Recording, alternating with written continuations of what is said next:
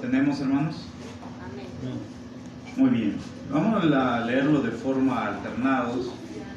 Esta porción maravillosa de las Escrituras dice así: escribe al ángel de la iglesia en Sardi, el que tiene los 7 espíritus de Dios y las 7 estrellas, dice estas cosas: yo conozco tus obras, que tienes nombre, que vives y estás muerto. Sé vigilante y confirma las otras cosas que están por morir, porque no he hallado tus obras perfectas delante de Dios. Verso 3. Apocalipsis 3, verso 3 dice: acuérdate pues de lo que has recibido y has oído, y guárdalo, y arrepiéntete. Y si no velares, vendré a ti como ladrón, y no sabrás en qué hora vendré a ti. Mas tienes unas pocas personas en Sardis que no se han ensuciado sus vestiduras, y andarán conmigo en vestiduras blancas, porque son dignas. Todos el verso 5. Y el que venciere será vestido de vestiduras blancas, y no borraré su nombre del libro de la vida, y confesaré su nombre delante de mi Padre y delante de sus ángeles. Amén. Tomen sus lugares, hermanos. Qué maravilloso, hermano, lo que encontramos acá, en toda esta enseñanza de la Iglesia de Dios. Nosotros, como Iglesia de Dios, hermanos, vamos viendo pequeños fragmentos en la historia de la Iglesia de Dios. Es decir, el libro de Apocalipsis es un libro maravilloso, es un libro divino en todo su contexto. En el lenguaje hebreo sería Kadosh o Kadoshim, que sería santo de santo, ¿verdad? Porque Kadosh es santo y Kadoshim es como santísimo, sería santo de los santos. Es un libro sagrado, bien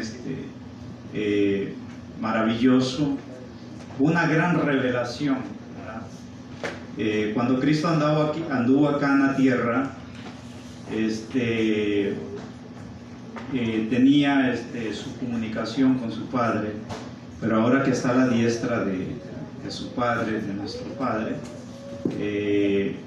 pues Dios le ha dado estas declaraciones y Él ha dado a su iglesia.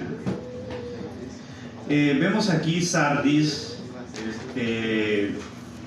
Vamos a hablar un poquito de historia, y vamos a ver cómo la iglesia de Sardis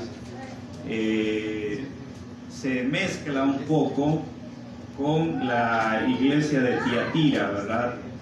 Se entreslapa un poco con la iglesia de Tiatira. Pero vamos a hablar de Sardis. La iglesia de Dios, desde su fundación hasta la venida de Cristo, fue representada por 7 épocas o 7 tiempos, 7 formas o condición de la iglesia desde su fundación hasta la venida de Cristo. En este momento Sardis es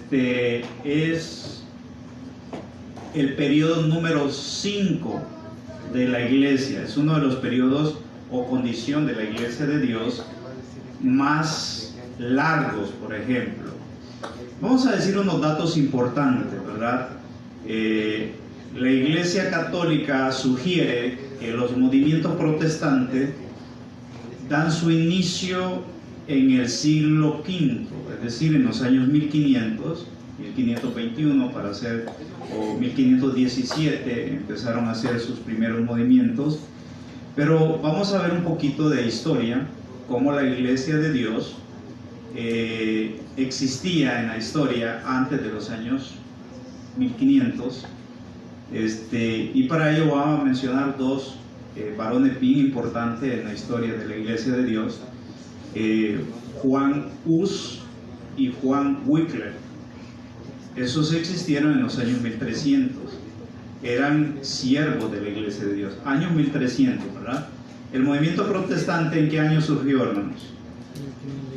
Con Martín Lutero, en los años 1517, 1521.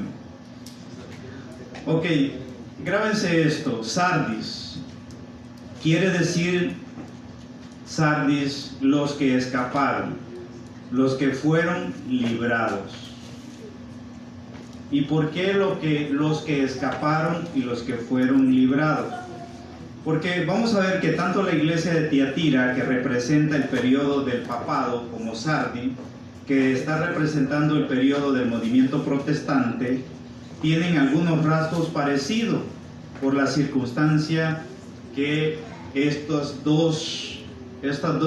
se puede decir, la iglesia vivió en estos dos periodos.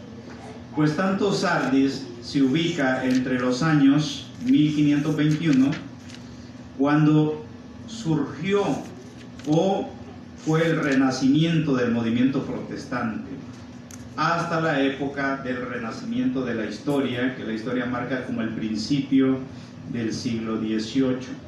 Entonces, años 1521, surge el movimiento protestante.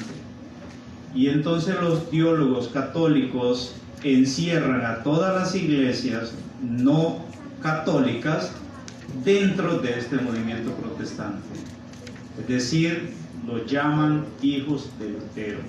Pero como iglesia de Dios, atención, como iglesia de Dios, existíamos antes del movimiento de la Reforma Protestante, bíblicamente y históricamente. Es como también podemos demostrar por la historia de que antes del siglo IV el movimiento papal o el sistema papal no existía, ¿verdad? Entonces, ¿qué significa iglesia Sardis? ¿Qué significa? Ok, quiere decir los que escaparon. Porque los que escaparon ¿de qué? De las persecuciones. Entonces Sardis, bueno, quiere decir los que escaparon, o remanente del pueblo santo, que logró escapar del martirio, la persecución, de la muerte que causó la furia papal. Esta persecución fue liderada por el sistema papal. Y lo podemos ver en las literaturas como los mártires de Fox, los mismos escritos de Meyer, pues podemos evidenciar estas atrocidades papales, ¿verdad? Entonces también, aparte de los que escaparon, hubo el remanente, ¿verdad?, que sobrevivió a la furia papal. También o se puede representar también como el remanente del pueblo santo, ¿verdad? En el tiempo de los años 1500 al renacimiento, siglo XVIII o años 1850, más o menos el periodo de la iglesia de Sardis. Se traslapa un poco con la iglesia. ¿Cuál fue la iglesia que vimos anteriormente? Tiatira. Recuerde que esto es una misma iglesia, ¿verdad?, en periodos diferentes, ¿verdad? Entonces, 7 iglesias que habían en Asia Menor tenían un comportamiento único, ¿verdad? Algunas tenían estaban haciendo su mayoría de la entrega a Dios, en su mayoría eran obedientes, tenían algunas cosas que deberían mejorar, y unas tenían diferentes cosas que otras, ¿verdad? Pero entonces no es más que la iglesia de Dios, ¿verdad? Es como una radiografía de la iglesia de Dios en el transcurso de que está caminando por este desierto, por este mundo, ¿verdad? Recuerden que la iglesia de Dios también está representada en lo que es el candelabro, ¿verdad? Que son 3 brazos a un lado, 3 brazos al otro lado, y está el centro, ¿verdad?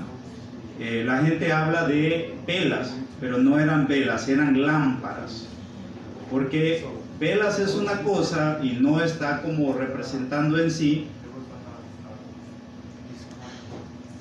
no está representando en sí la etimología correcta de la palabra. Si le decimos vela, lo más correcto es decir lámparas. Entonces eran 7 lámparas, 7 iglesias. La parte central, muchas veces uno dice brazo, pero no era como un brazo, era como el centro, ¿verdad? Era la pieza central y con 3 brazos a los lados. En hebreo la menorá o el candelabro, ¿verdad? Entonces la iglesia es esa luz a la nación. Eso lo vimos en los capítulos primero, capítulo 1, capítulo 2, y ahora estamos viendo el capítulo 3. Y esas lámparas, hermanos, ¿cuál era su función? Era alumbrar. Se llenaban de aceite y el aceite duraba un día completo, ¿ah? El siguiente día se tenían que volver a llenar. Estaban colocados en lo que era el tabernáculo, ¿verdad? Y entonces se llenaba, eso se agotaba al día siguiente y otra vez se estaba llenando de continuo, ¿verdad? Se le ponía aceite. Entonces por eso les digo, no podemos decir una vela, sino lámpara, luz, ¿verdad? Es diferente. ¿Por qué? Porque tenía aceite, ¿verdad? El aceite es lo que lo alimentaba. Entonces Sardis, por un lado tenemos los que escaparon, ¿verdad? Y por otro lado lo podemos también definir como un remanente que sobrevivió a la furia de las persecuciones papales. Dicho esto, hermanos, hablando de estas persecuciones, de las muertes que causó, por 1260 años, ¿ya? Entonces la iglesia de Sardis, el periodo de Tiatira, agarra un poco de la persecución y se entraslapa un poco con el periodo de Sardis. Pero tanto como la iglesia de Tiatira como la iglesia de Sardis fueron testigos de la furia papal, ¿verdad? Persecución por 1260 años, periodo de persecución. ¿Cuál era el propósito de estas persecuciones? En esos periodos de tiempo la Biblia era leída en el idioma latín. La gente no entendía lo que se leía, no comprendía. Y entonces, con el periodo de tiempo, pues ya vino la traducción de la Biblia a nuestro lenguaje para poder ser entendida. Y una de las primeras traducciones de la Biblia fue la Biblia del oso, ¿verdad? La Biblia del oso. De hecho es un oso comiendo miel, ¿verdad? Aparece así en su portada. Ahora bien, vamos a leer un poco Apocalipsis capítulo 12, versículo 15. La primera fuerza, el primer poder que se tiró sobre la iglesia de Dios fue una fuerza física, ¿verdad? Una fuerza bruta, ¿verdad?, en contra de la iglesia de Dios. Y esta fuerza física era encarcelar, era torturar, era infundir miedo literalmente a los seguidores de la iglesia de Dios por 1260 años. Pero como llegando los años 1500, surge el movimiento protestante. Entonces las persecuciones feroces ya no eran lideradas solo en contra de la Iglesia de Dios, porque antes de los años 1500 no existía el movimiento protestante. Antes de los años 1500, la que testificaba sobre la voluntad de Dios era la Iglesia de Dios. Y el poder católico estaba dirigido contra la Iglesia de Dios. Año 1538, año 1798, año 1554, años 1814. Periodo de persecución, 1260 años. Pero no voy a ahondar, porque sería otro tema la predicación sobre los 1260 años, pero sí los toco porque le tocó a Sardis, ¿verdad? Apocalipsis 12:15, hermanos. Plan 1 de Satanás, plan 1 del diablo.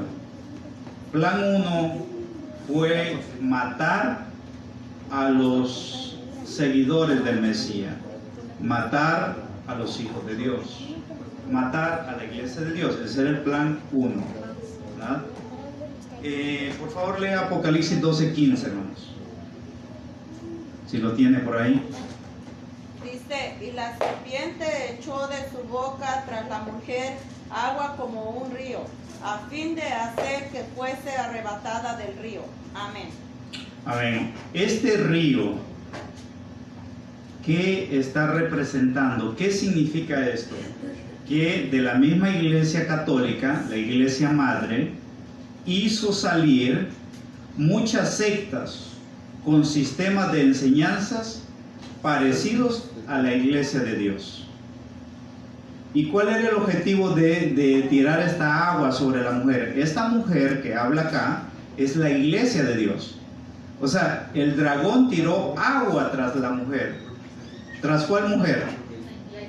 La iglesia de Dios. Entonces,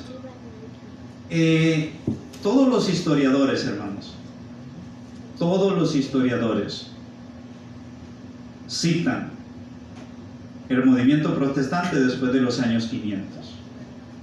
Pero antes de los años 500 habían persecuciones atroces contra un pueblo, y ese pueblo no era el movimiento protestante, ese pueblo era la iglesia de Dios, que testificaba el mensaje del primer ángel, el mensaje del segundo ángel y el mensaje del tercer ángel, que están también en Apocalipsis capítulo 14. Entonces, prácticamente esta es la segunda estrategia de Satanás. Físicamente quiso matar a los hijos de Dios. Al no poder, hace un sistema que ya lo había hecho el primer rey que hubo en la tierra después del diluvio, que fue Nimrod, constructor intelectual de la Torre de Babel. Y a raíz de esta construcción se genera lo que fue confusión de lengua, lo que ahora nosotros podríamos llamar confusión de religión. La idea es alocar el pensamiento humano, la idea es alocar el entendimiento humano y que no hay en quien confiar. ¿Okay? ¿Y quién sale ventajoso de esto? Bueno, Satanás. Entonces, entre los mismos de la iglesia de Sardis, muchos de ellos fueron arrastrados por estas corrientes. Y aún en nuestros días, muchos son arrastrados. Dejan la fe, dejan la enseñanza, dejan la doctrina y entonces le dan más cavidad a lo que es obras, porque no entienden lo que es el amor. Mucha gente habla del amor, pero no sabe qué es el amor. Hablan de un amor romano y hablan de una paz romana. La paz romana es: primero te aplasto, primero te destruyo, primero todo y después te doy la mano para que los arreglemos. Es lo que hizo el grupo de Hamas, el grupo terrorista, dispara 4,000 misiles contra Israel. Así, 4,000 misiles en la historia es la vez que más misiles ha usado contra Israel. Después que le dispara 4,000 misiles, le dice, hay que hacer la paz. Hay que hacer la paz, ya está bien, ya está bien. Entonces es una paz romana. O sea, busco cómo destruirte, busco cómo dañarte y después finjo amor. Y después digo, él es culpable, él no quiere, yo sí quiero. Entonces Israel es culpable porque Israel ya no quiere hacer la paz, supuestamente. Entonces, es un tipo de ideología estoica. El estoico, pues, era un filósofo que creía que todo era un círculo sin terminar. ¿Ah? Todo da vuelta. Entonces, estrategia de Satanás. Lo vemos en Apocalipsis 12, versículo 15. Yo creo que todo se les haya quedado. La serpiente. Esto no crean que son esas culebritas que andan por todos lados.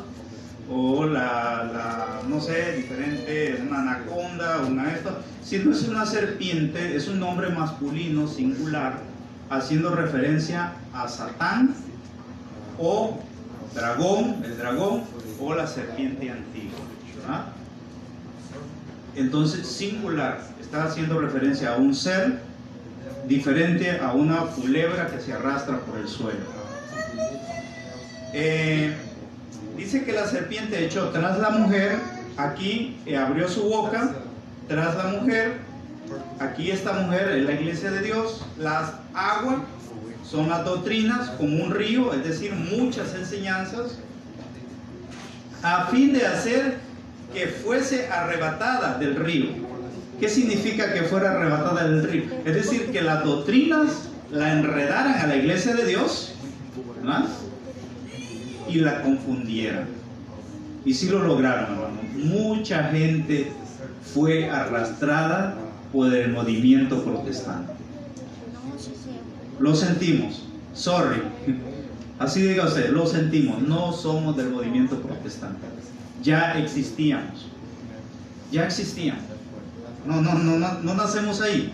Entonces la historia habla que a principios del siglo V o los años 1500 se levantó un hombre llamado Martín Lutero.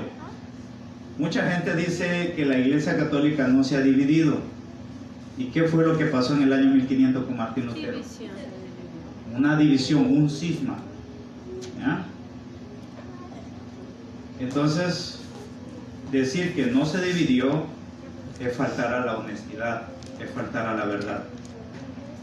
No necesitamos explicar quién era Martín Lutero. Sabemos que era un monje de la orden agustina. O sea, era un ente relevante dentro de la jerarquía católica. Entonces no tenemos que explicar mucho porque es un cisma o una división dentro del mismo organismo. Entonces eso ayudó a que la furia que venían teniendo contra la Iglesia Católica, la furia que la Iglesia Católica tenía en contra de la mujer, bajara un poco, y este movimiento protestante ayudó.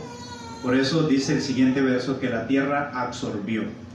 Esto se está hablando de todas aquellas sectas que surgieron. Entonces el gran movimiento protestante, hermano, liderado, por favor, vamos a leer Deuteronomio 32:2, Juan 14:4, Isaías 12:3.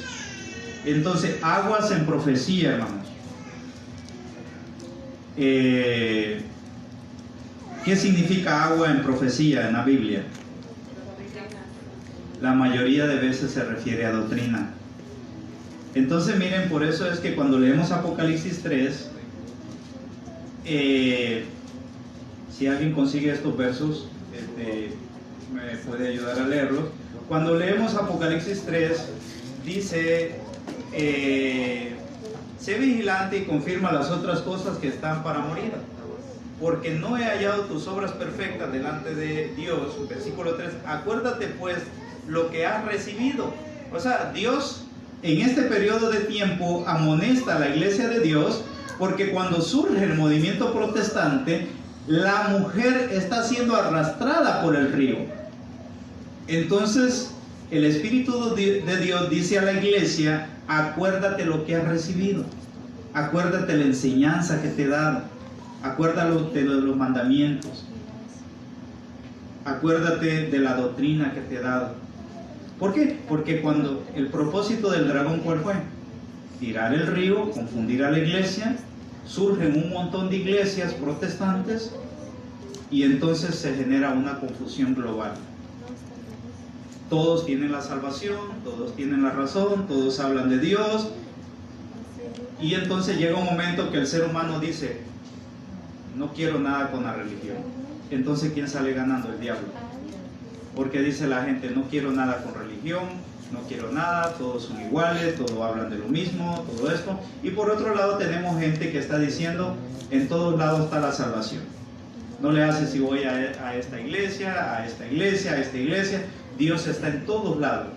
Entonces el enemigo se salió con las suyas, porque confundió a mucha gente. Muy bien, hermanos. Hermana Mari, ¿tiene alguno de los versos? Deuteronomio 32:2 o Juan 4:14 o Isaías 12:3. Dice Deuteronomio 32:2: Goteará como la lluvia mi doctrina, destilará como el rocío mi razonamiento, como la llovizna sobre la grama y como las gotas sobre la hierba. Amén. Amén. Entonces, ¿cómo compara Dios su doctrina? Muy bien. Ahora quiero mencionarles otra cosa interesante. Sabemos que el despertar del movimiento protestante revolucionó el pensamiento religioso. Esto sobrepasó las limitaciones que había mantenido la iglesia romana. Otra cosa bien importante, hermano: ¿en qué año surgió la imprenta? ¿Se acuerdan? La imprenta, ¿en qué año? ¿Y quién fue? Porque la Biblia no se podía, ¿cómo le digo? No se podía transcribir, no se podía copiar, no se podía. Entonces, algo que ayudó mucho, ¿ya? La obra o el renacimiento fue la imprenta.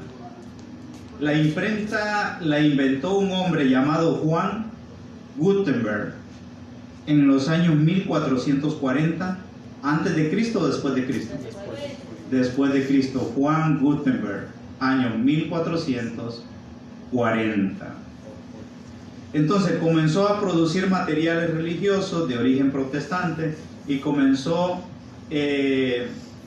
digamos, unas reproducciones de la Biblia, publicaciones a grandes cantidades. Esto, hermanos, ¿en qué sentido ayudó esto a la persecución de la iglesia? Ya no éramos el blanco. Ahora la iglesia católica dice: bueno, ¿a quién persigo? Tengo por un lado a Martín Lutero, muchas sectas. Ya no era la iglesia, ya ellos también estaban en contra del movimiento católico, porque en estos años hacían mucho negocio con las indulgencias, ¿verdad? Con todo lo que era material de la cruz, con todo ese tipo de cosas vendían las misas, había un desorden. Entonces, ¿a quién perseguir? Ya el blanco no era la iglesia de Dios, ya había un sinnúmero de movimientos. Entonces esto ayudó a que la furia contra la iglesia de Dios bajara un poco. No sé si me estoy explicando. O sea, ya no persigo nada más a ahora tengo muchos movimientos en contra mía. Entonces el sistema papal, prácticamente eso ayudó, en cierto. Por eso si lee Apocalipsis 12, 15, dice que la tierra ayudó a la mujer. Eso significa: la tierra ayudó a la mujer. Entonces, vaya conmigo un poco a esta parte. En ese tiempo no solo quiero decirles que en Inglaterra, sino también en América, brotaron grandes reavivamientos religiosos. Fue precisamente cuando la cuestión del sábado se tornó un tema de discusión, tanto en Europa como en América, dando que los predicadores de la Iglesia de Dios, desde mucho antes del brote protestante, enseñaban a voz en cuello que el sábado era el día de reposo en la Escritura y no el día domingo impuesto por la Iglesia romana. Entonces los movimientos protestantes, aunque se dividieron de la Iglesia católica, pero siguieron enseñando que el día del Señor era el domingo, ¿verdad? Los movimientos protestantes. Pero la Iglesia de Dios siguió enseñando que el día del Señor era el sábado. Porque la Iglesia romana sabemos que lo había cambiado desde los años 300, ¿verdad? Desde los años 300, en los tiempos de Constantino, se había hecho el cambio de sábado a domingo. Porque todo lo que tenía que ver con el judaísmo, el sistema helenista o el sistema gentil o no judío, todo lo que tenía que ver con algo que oliera a judaísmo, no lo querían. Y ellos veían que el sábado se relacionaba con el judaísmo, entonces para la iglesia cristiana va a ser el domingo, ¿no? Y generaron este cambio. Pero bíblicamente, ¿cuál es el día de reposo? Sábado. Es el sábado, séptimo día, ¿verdad? Entonces, tanto en Europa como en América, había estas discusiones referente al sábado como día de reposo. Hay un párrafo de la historia, hermanos, de la Iglesia de Dios que dice: los descendientes de los valdenses en Bohemia y en Holanda formaban contingente de la Iglesia de Dios, observadoras del sábado, los cuales empezaron a distinguirse en el mundo desde los años 120 después de Cristo. Iglesia de Piamonte, por Alex, edición 1960, página 177. Entonces, dentro de los valdenses hubo elocuentes predicadores de la doctrina de la Biblia, tales como en el libro de Apocalipsis, ¿verdad? Ellos empezaban, hermanos, a enseñar los valdenses desde el siglo XVIII hacia los tiempos en que vivimos. Es decir, ya habían predicadores antes del movimiento protestante que hablaban prácticamente del sábado como día de reposo. En los años 1300, hermanos, en los años 1300 surgió un hombre que se llamó Juan Wycliffe. Juan Wycliffe, hermano, era de la Iglesia de Dios en los años 1300. ¿En qué año surgió el movimiento protestante, hermanos? Y este hombre, Juan Wycliffe, surge en los años 1300. Juan Wycliffe, por los años 1320 después de Cristo, vino a ser distinguido predicador de la Iglesia de Dios en aquel siglo. Después de lanzar el reto de las dirigencias católicas sobre la autenticidad del sábado, fue tomado, oiga bien, este hombre, Juan Wycliffe, por defender el sábado, fue quemado pendiente o pegado a un árbol, ¿verdad? Pero como si esto hubiera sido como algo liviano para aquellos predicadores, hermanos, que dieron su vida, ¿verdad? Para mostrar la Iglesia de Dios al mundo. Este hombre, hermano, fue muerto, Juan Wycliffe. Lo pegaron a un árbol y lo quemaron en los años 1320 después de Cristo. Este hombre no era hijo de Lutero. En los años 1300 no se había dado todavía la Reforma protestante. Otro hombre, hermanos, otro hombre también que surgió uno que también empezó a aprovechar la imprenta y predicó con mucho éxito la doctrina de la Iglesia de Dios. Destacada doctrina del sábado, también hablaba del sábado, del día del Señor. Este hombre prácticamente se llamó Juan Hus, también en los años 1300. También quiero decirle, hermano, que al parecer había la iglesia bautista, guardadora del domingo, pero debido a la labor de la Iglesia de Dios, bautista, que se dividió, unos creyendo en el día de reposo y otros en el domingo, fue así como apareció la iglesia bautista del séptimo día. Desde los años 1300 también nace este movimiento. Hay una iglesia bautista que también se le llama de la iglesia del séptimo día, unos creyendo en el día de reposo y otros en el domingo. Entonces, esto mismo, hermano, sucedió con la iglesia adventista, lo que entonces se llamaba movimiento minerista. No se llamaba iglesia adventista. ¿Por qué se llamaba iglesia minerista? Porque era por Guillermo Miller. Entonces no guardaba originalmente el sábado. En los tiempos de Miller, la iglesia adventista no guardaba el sábado.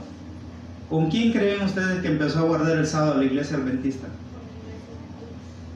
Con una mujer que le suscitó a Guillermo Miller. ¿Cómo se llamó esta mujer? Esta mujer se llamó la señora White. Fue convencida en una discusión ante la Iglesia de Dios y la iglesia millerista. Prácticamente desde los años 1863, que desapareció el nombre de millerismo y adoptaron el nombre Iglesia Adventista del Séptimo Día. Que eso quizás hablaré un poco, pero ya en el otro periodo de la iglesia, del periodo de la iglesia de Filadelfia. Entonces, hermanos, prácticamente quería hacer énfasis con estos dos varones que predicaron de la iglesia de Dios. ¿Cómo se llamaban estos dos? Juan Wycliffe y Juan Hus. Eran dos eminentes predicadores de la iglesia de Dios que hablaban sobre el sábado antes del movimiento protestante, porque ellos surgieron en los años 1300. Ahora vamos un poquito al texto original, Apocalipsis capítulo 3. El texto capítulo 3, versículo 2. Por favor, alguien que lo lea, hermanos. Apocalipsis 3, verso 2.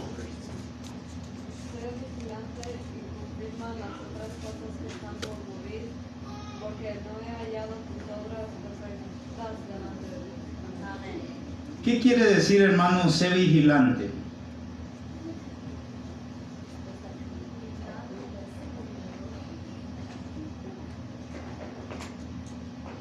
¿Qué surgió en el tiempo de esta iglesia de Sardis? ¿Por qué creen que se le dijo sé vigilante?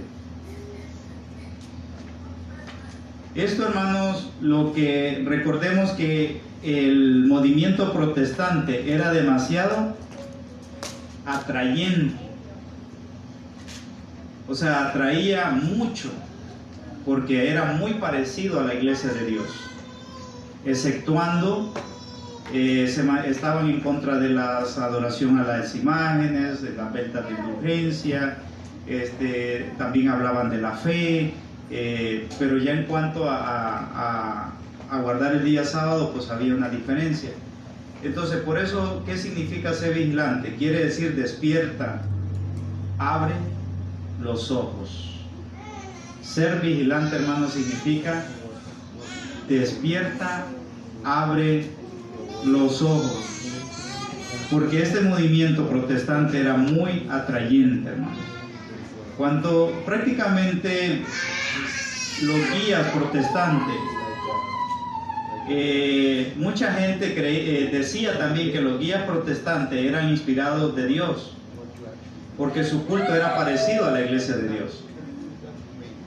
Incluso, hermano, en nuestros días mucha gente dice, pues míralos cómo están adorando, ¿qué diferencia hay que lo hagan el domingo? Y la gente se confunde, hermanos. Mira, también leen la Biblia, también creen en Jesús, bautizan en el nombre de Jesús. Pobrecito, nada más es que creen que el sábado no es el día de reposo, sino es el domingo. ¿A poco se van a perder? Y así, con este tipo de pensamiento muy ligerito, entonces por eso Dios le dijo a la iglesia de ese tiempo: sé vigilante. Es decir, abre los ojos, porque estos predicadores protestantes te están atrayendo. Entonces, la condición de la iglesia de Sardis, aparte de sufrir persecución físicamente, también fue perseguida espiritualmente con este movimiento protestante en sus tiempos. Entonces, prácticamente, hermanos, esto mismo los puede pasar a nosotros, porque cuando miembros de la Iglesia de Dios pensemos en estos tiempos que estamos viviendo, o que vamos a ver prácticamente la coalición o lo que está haciendo el movimiento católico con algo que se llama ecumenismo. ¿En qué estriba el movimiento ecuménico?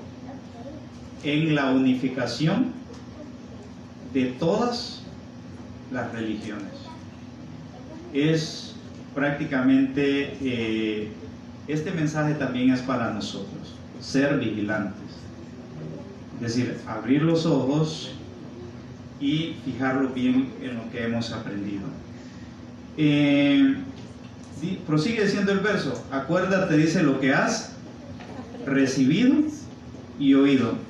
Es decir, nuestro Dios sugiere que nosotros no seamos confundidos con este movimiento, tanto como el movimiento protestante como el movimiento ecuménico. Entonces, el papado existente durante el periodo de Tiatira y el protestantismo existen durante el periodo de Sardi. Entonces, el papado existió sobre el periodo de Tiatira, hermanos. Sí existió. Y también, y el movimiento protestante existe durante el periodo de Sardi. Entonces, han funcionado cada grupo por su lado, aunque no en todas las partes del mundo, hermano. Tanto el movimiento papal como el movimiento protestante. Muchos ya se han unificado. El movimiento protestante con el movimiento papal han unificado fuerzas. ¿Ya? ¿La Iglesia de Dios debería unificar en este movimiento ecuménico? No puede unificar. ¿Ya? Porque la Iglesia de Dios tiene su distintivo. El distintivo de la Iglesia de Dios es únicamente la verdad y la dirección del Espíritu Santo, y más que todo la verdad. No podemos, por ejemplo, emparentar o unificar con movimientos que no están de acuerdo en los 10 mandamientos. No podemos unificar en eso. Entonces, ¿qué significaba Sardis, hermanos? Los que escaparon. ¿Por qué se les llamaba los que escaparon?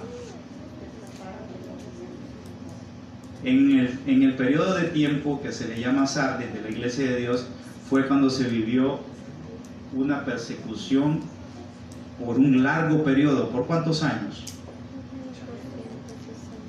¿Cuántos años, hermanos, dijimos? 1260 años. Ahora bien,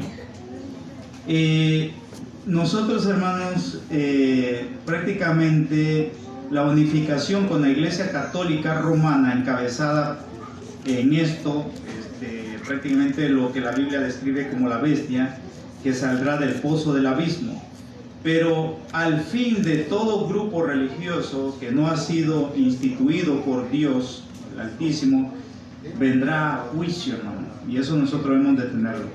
Por eso, fíjense conmigo en lo que dice aquí en el versículo 3, hermanos. Apocalipsis 3:3. En esta parte, hermano, dice arrepiéntete. Esto le dice Dios a la iglesia de Sardis. Dios le presenta una oportunidad para reivindicarse delante de Dios. Dios siempre, hermano, nos da una oportunidad para reparar lo malo que hayamos hecho, hermanos. Esto es lo que pide Dios a Sardis. Le dice arrepiéntete. ¿Y por qué le pide Dios a la iglesia de Sardis que se arrepienta? Porque muchos habían sido absorbidos, hermanos, por esta doctrina del movimiento protestante. Ahora piense lo que Pablo le dice a la iglesia. Vamos a ir a segunda carta de Corintios 6:14-16. Por favor, si alguien lo tiene, segunda carta de los Corintios. Capítulo 14-16, hermano. Sí, por favor.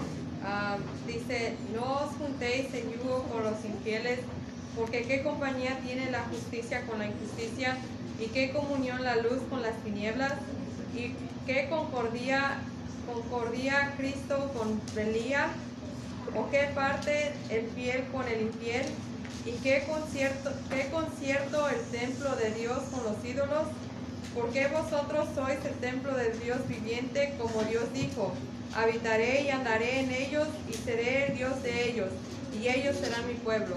Amén. Amén. Esta es la Escritura Santa, hermano. Si usted analiza cuidadosamente segunda carta a los Corintios, capítulo 6, verso 14 al 16, esa Escritura, hermano, se aplica tanto en forma física, en una forma carnal, como también en una forma espiritual. No puede unirse la iglesia de Dios con otros pueblos que no tienen la misma enseñanza. Le podemos enseñar al mundo, incluso a una persona atea, ¿le podríamos enseñar la Escritura? Sí, pero que el ateo nos diga, convertámonos en un solo cuerpo. Yo ateo, ¿qué mal hace? Y nosotros podríamos unificar la fe, no, porque no podríamos. Entonces, ¿podríamos unificar nuestra fe con personas que no están de acuerdo con lo que dice la Biblia? No. Entonces, el apóstol Pablo dice que no se puede. Apocalipsis 3, ya para el versículo 5, nos habla lo siguiente. Aquí se habla de unas vestiduras, hermanos. Vestidura blanca, porque son dignos. Entonces, dice que habían unas pocas personas en ese tiempo, hermano. ¿Qué quiere decir, hermano? Que en el tiempo del renacimiento del movimiento protestante, muchos de la iglesia de Dios fueron arrastrados. ¿Y cuántos quedaron en ese periodo de tiempo que no fueron contaminados con el movimiento protestante? Pocos. Por eso es que Dios le dice a la iglesia de este entonces que habían unas pocas personas que no se habían contaminado, ¿verdad?, con el movimiento protestante y con lo que era el sistema de la iglesia católica. Vamos a leer este Apocalipsis, vamos a leer un poquito Primera de Reyes 19-18, hermanos, por favor. Busque por favor primer libro de Reyes, capítulo 19, verso 18.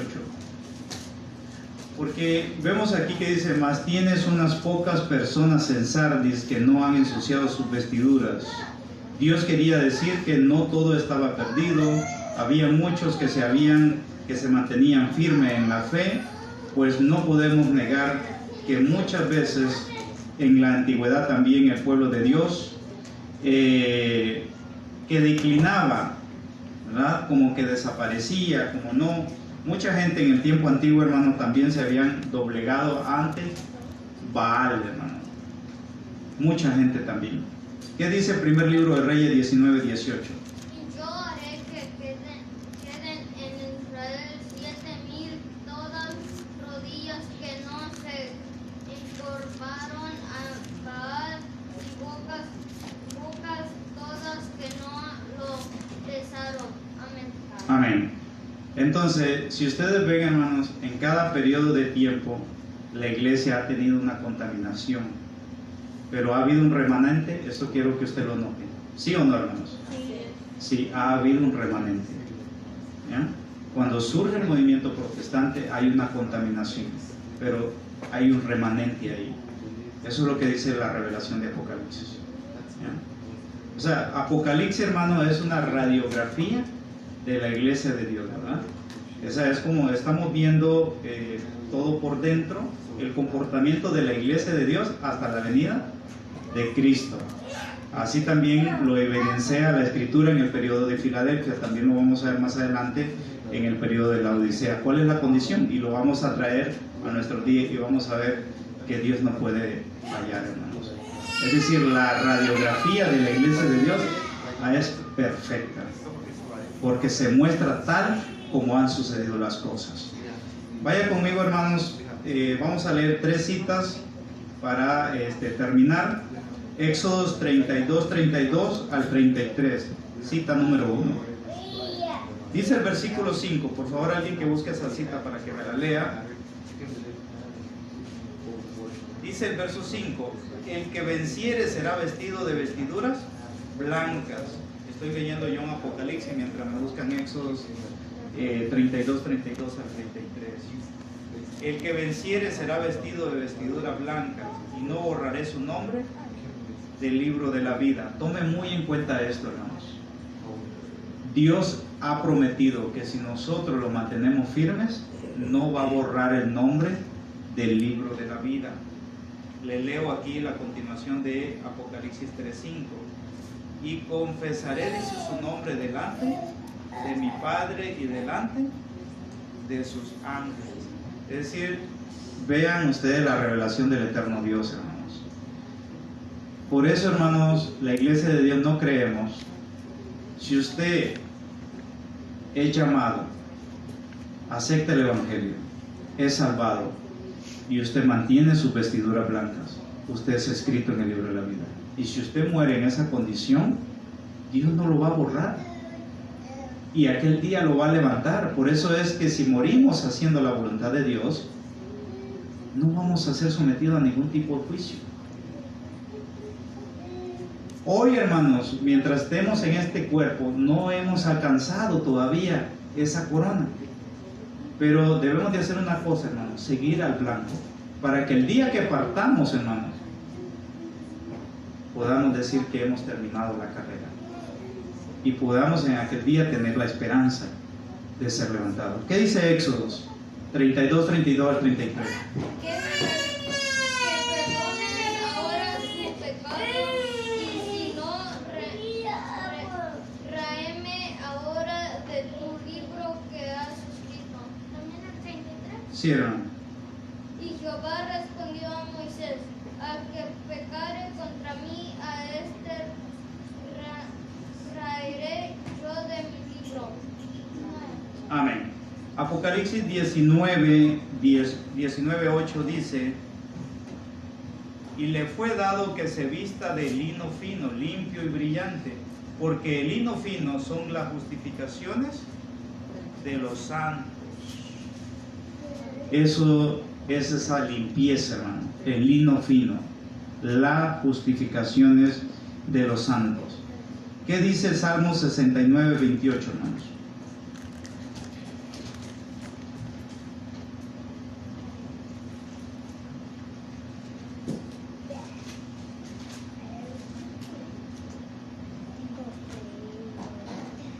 Dice, que sean borrados del libro de la vida, que no queden inscritos con los justos. Amén. Entonces, ¿quiénes son los que van a ser borrados del libro de la vida? Los desobedientes, hermanos. Pero si nosotros leemos Apocalipsis 20:12, dice lo siguiente, hermanos. Apocalipsis 20, 12.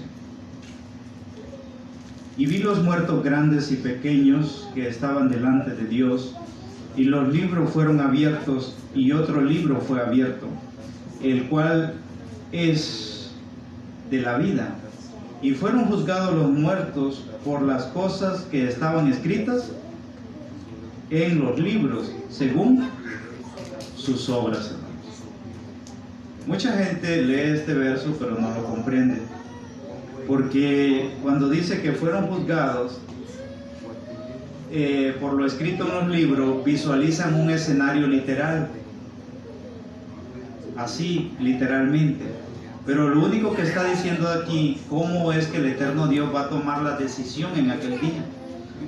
¿Cómo es que va a despertar a los santos? Los va a despertar de acuerdo como sus nombres están escritos en el libro de la vida. Pero la gente lo ve de otra forma, porque no lo entiende. Pueden pasar 120 años, hermano, y no lo van a entender. Noé predicó 120 años que iba a venir el diluvio, y la gente entendió. No entendió. El pueblo de Israel se le habló 40 años en el desierto y no lo entendió. Si la persona no se deja guiar por el Espíritu de Dios, pueden pasar 10 años y no van a entender las Escrituras. No lo van a comprender. Entonces, mucha gente incluso no entiende estas Escrituras. Por eso es que el periodo de Sardis fue difícil, hermanos, porque así como en el tiempo de Tiatira surgió el sistema papal, en el periodo de Sardis surge también el movimiento protestante. ¿Ya? Uno sale del otro, pero la Iglesia de Dios, hermanos, no salimos del movimiento protestante. Así que si a usted le dicen usted proviene de Martín Lutero, lo lamentamos. La Iglesia de Dios existe desde tiempo más, desde la fundación de la Iglesia en el primer siglo.